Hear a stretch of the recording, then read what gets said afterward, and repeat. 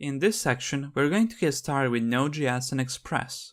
We're going to lay the foundation for our backend by learning how to route and handle different kinds of HTTP requests. We'll talk about domain data modeling, API design, and learn more about unit testing with Jest. By the end of the section, you'll know how to create a simple Express-powered backend. In this video, we'll first play around with our environment and set up Babel as our transpiler. So to start, let's look at what I have in my repository for now. As you can see, there's not much, just a README file and a license file, as well as a default package JSON. I'm going to type in node into our command line to bring up the interactive shell. Let's take this as a chance to review some modern JavaScript concepts that will come in handy later. Specifically, here's how we might use map and reduce to calculate the total price of 4 items that are discounted by 50%. We use map and multiply by 0.5 to apply the discount, then use the reduce method to sum it all together. Now let's say we have an array of product objects and we want to count the total number of elements that have a price higher than 15. We would use the filter function for that. These 3 array methods, map, filter, and reduce, are the backbone of functional programming, a paradigm we will lightly explore throughout the course. If you're unfamiliar with these, then please take some time to review how they work and try out these examples yourself. Now, here's something interesting. I'll declare a plain JavaScript object, and then I'll call the object.entries method. This should, in theory, return an array of all the key value pairs in object X. But alas, it fails to compile. Object.keys, however, works just fine. So what's the problem here? Well, this is because of the Node version. Something like object.entries is not supported in 6.5. Let me use 8.11 to show you that this line works well with that version.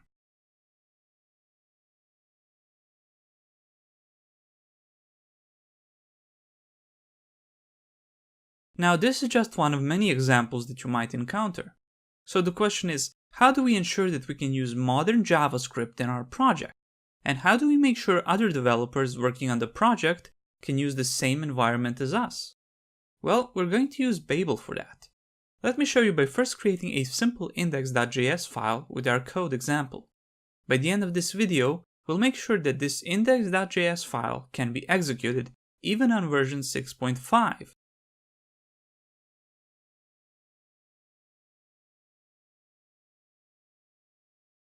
Let's start by installing Babel command line interface, Babel preset ECMAScript 2015, and Babel preset stage 2 as development dependencies. The Babel CLI is the basic command line package for running the Babel transpiler. The preset ECMAScript 2015 lets us use the standardized ECMAScript 2015 syntax. And the stage 2 preset lets us use features that are not yet fully standardized, but have been approved by TC39 as the next features to land in JavaScript. With this setup, we can use many JavaScript features that might otherwise be unavailable, and we'll let Babel transpile them to code that is compatible with older Node versions. This will be even more helpful for our front end, where we will need to use Babel to ensure our code is compatible across many browsers. As you can see, this command has added 3 new development dependencies to our project. We will now add a start script to our package JSON that looks like this. It's basically executing our index.js file by first transpiling it with Babel and our installed presets.